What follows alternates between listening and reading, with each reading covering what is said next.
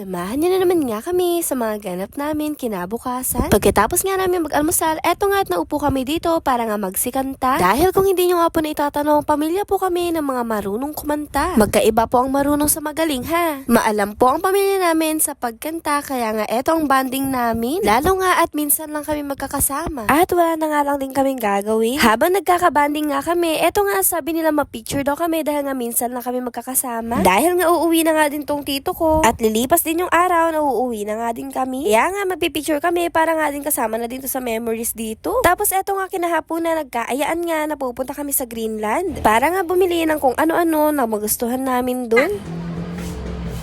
Hi!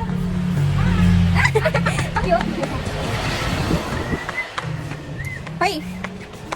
Hi! Tapos eto na nga, papunta na nga kami. At eto nga yung mga kasama natin. Hi! Hi! Takot ka? Mukhang malari na.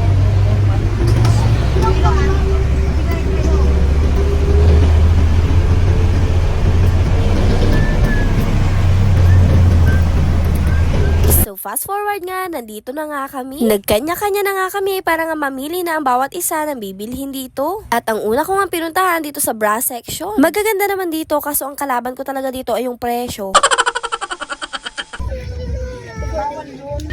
Or eto. Ito 109 lang. Yan, ang ganda niya. Bibiliin ko ba? Tama, 109 lang. Ganda. Bilhin mo Gusto ko maging kuripot sa sarili ko. Let's go. No. Hindi talaga ako matahimik dahil nga nagagandahan ako dito sa mga bra dito. Pero uunahan ko na kayo. Hindi talaga ako nakabili dahil nga kulang na ang budget ko. Naiinis nga sa akin ng tita dahil nga sobrang kuripot ko daw sa sarili ko. Aba, kung may pera lang ako, pinag-aral ko pa kayong lahat. Tsari. May pasukat-sukat pa, hindi na mabibilhin. Next video tayo ngayon.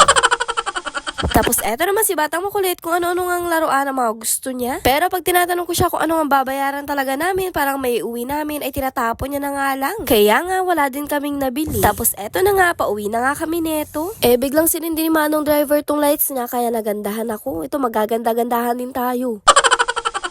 Sunod naman naming pinuntahan dito sa Ukayan. Dahil nga sabi ni tita, bumili daw kami dito ng mga shorts. Dahil nga daw lagi ako nakapang mahaba. Mukha na nga daw akong losyang. Tapos wala na ako na videohan ulit. Kaya ayun lang, susunod ulit. Bye!